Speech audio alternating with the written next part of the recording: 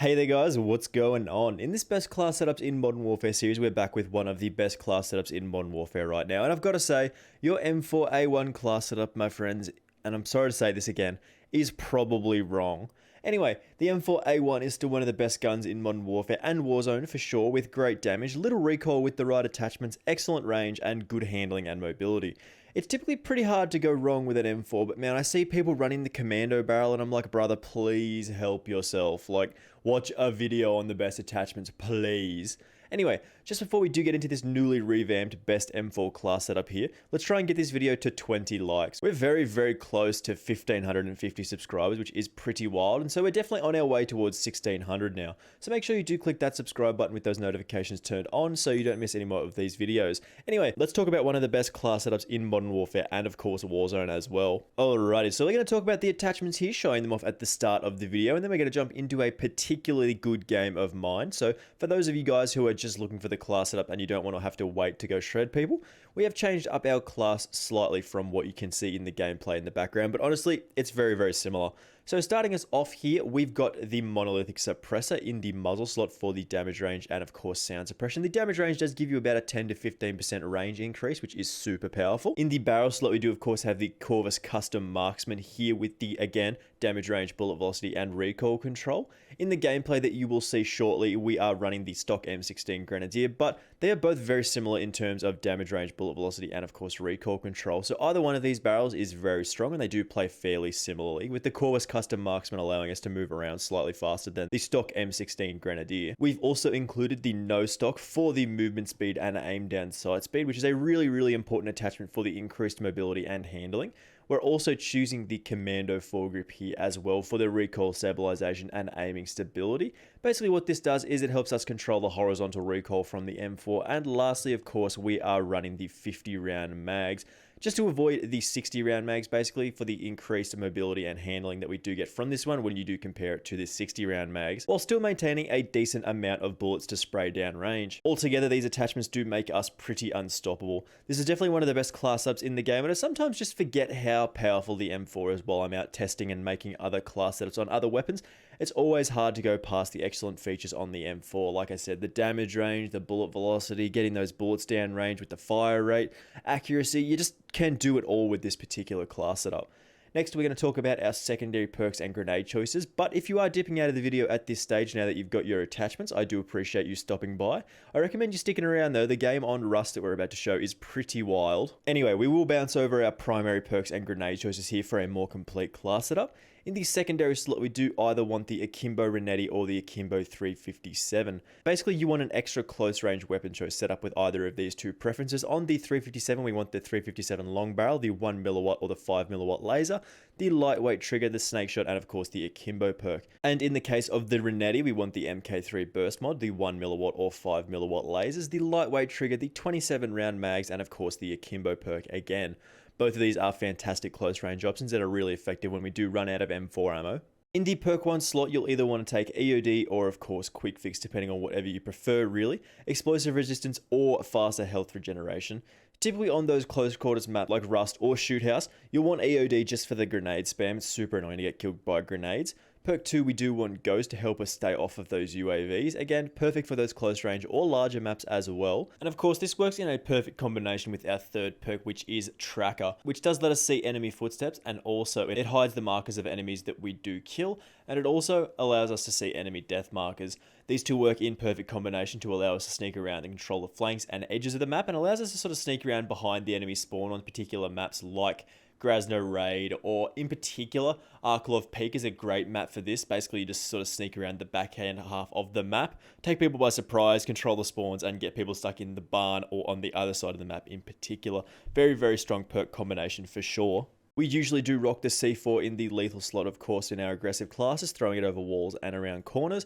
And in the stim shot slot, we want the stim shot. Basically, just too powerful to choose any other option here. Just get that health regeneration started, get a new life, basically super, super strong. Alrighty boys, so instead of going into more detail with our attachments, I've condensed that to the start of the video. We've got a very, very spicy game coming up. I won't spoil my actual score, so you will have to wait until the end of the video.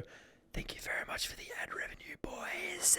Alrighty, so straight off the rip here, we do get a sneaky little long shot on that guy. This is a very, very good Rust game, and I just love Rust in this game, man. We just got to be a little bit careful coming around the outside. There's always going to be somebody peeking over the top there, and then we look over here, get a nice little double there. I didn't expect him to get that kill. I thought I was probably going to die. Then you come around the backside again, you sort of want to peek this little spot on the right-hand side, and then you rotate back, and again, you want to try to go over those crates there and sort of take people on the head glitch there again. But again, mostly just looking for people to kill here. Starts off a little bit slow, of course, as most games can't just jump into like a 10 kill streak straight off the bat, especially when the enemy is already getting suppressed by our teammates. But we do get a nice little long shot again there. We come around the backhand side. You do expect people to be sitting sort of that side of the map most of the time, and sort of running towards the middle and coming around from the outside and then pushing towards the middle and so on. But on Rust, you typically do just want to play in one sort of area. Anyway, again, pulling up on the outside, you do have to be typically very... I don't know where we got shot from there, but you got to be careful of something around the back there. Typically do people spawn on that side and just sort of walk around there. And then they sort of wait at this little crate here. And you got to pre-fire them a lot of the time, otherwise they'll pre-fire you. Again, do get the jump on that guy. He does shoot us a fair bit, but we get the health regeneration sorted. Again, we come around the backside again. Take out another guy with a nice little flick there. I wasn't actually expecting to get that kill again. This game is very, very nice. I do like a lot of the kills in here because they do play quite nicely. And again, a lot of this stuff is just pre-firing on these close range maps. Like, you just shoot where you think enemies are going to be, and then you do get the job done most of the time. Calling the VTOL jet here. Not really 100% sure about where we're going to call it in. Don't really want to die as well. Managed to get away from a dude who's about to murder us, which is pretty exciting. Get a couple little kills there with the VTOL, which is always good. Want to kill this guy. Is he going to peek out? He does peek out. Very, very nice. Next, we're still just looking for people. Get that guy over there on the head glitch, and we are out of ammo. So we pull out the Akimbo snake shots, of course. A little bit nervous about this because they're not super great at those medium ranges. We want to really be fighting at those close ranges only. And I realize we can probably just like waste a lot of our bullets on that dude there. We're still looking for kills at this point, just waiting and then struggling. We should have picked up some 5.56 ammo there. We should have realized that as well, but apparently we didn't. Pull up on this guy, no idea where we were. A little bit of a panic kill, but again, not too bad of a kill. Again, just waiting to get that ammo sorted. We got the reload there again, not too bad. Come around the backside again. We did rotate all the way across the map, and you pre-fire this spot pretty much all the time. Looked like I got a kill there, did not. But yeah, you have to pre-fire that spot, otherwise they'll pre-fire you pretty much, and that's how most of this map does go. We do get the advanced UAV and the support helo basically at the same time. Pre-fire there again. You do usually typically think there is going to be people there, and we do keep racking up these kills here. Again, just another kill across that little expanse of dirty, dirty way there. Do want to kill this guy, but don't want to just sort of push into him straight away. Come around the side and get the kill on him. Again, this is one of my better games with this particular class, that I'm just running around, just spraying people all the time, and we get taken out there on, I think, what was an 18? And HQ is very boring when you do get taken out on, I think, what, an 18 kill streak. So, not super exciting there, just waiting for our teammates to get the respawn on us. Come around the backhand side again of the map. Just waiting for those longer range kills. We managed to flick onto that guy very nicely. Another long range kill there on the dude on top of the pipe. Another kill on the dude just running out in the open. I don't know what these guys are doing sometimes. It is very, very wild for sure. Like, sometimes you just don't understand why people do the things that they do in this map. They just run out in the open and they just die.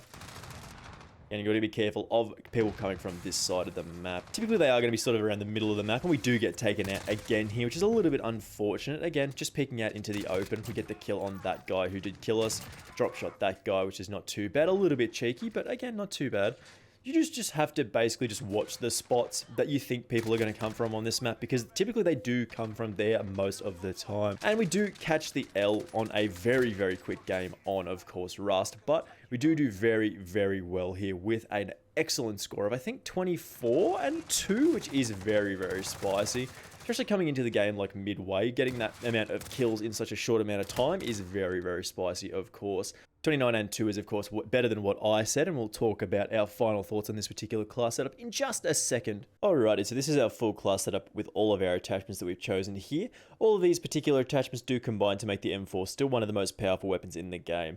overall, this is of course one of my favorite weapons to be running around with at the moment, as it's definitely one of the fastest killing M4 class setups. If you are looking for a weapon that is absolutely one of the best in the game, for sure look no further than this particular M4A1 class. It's definitely still a toss-up for me as to one of the best weapons in the game. Like, I'm still leaning a little bit more towards the Grau 556, but this is a very close run competition between them. If you did enjoy this one or it did help you out at all, make sure you do leave a like and do subscribe if you are new around here. Of course, we are very close to passing 1,550 subscribers and we're rocketing towards 1,600, which is very wild. And all the likes and comments that you guys leave really do help me out by letting me know that you are enjoying the videos. Anyway, thank you very much for watching and I will see you in the next one. Bye!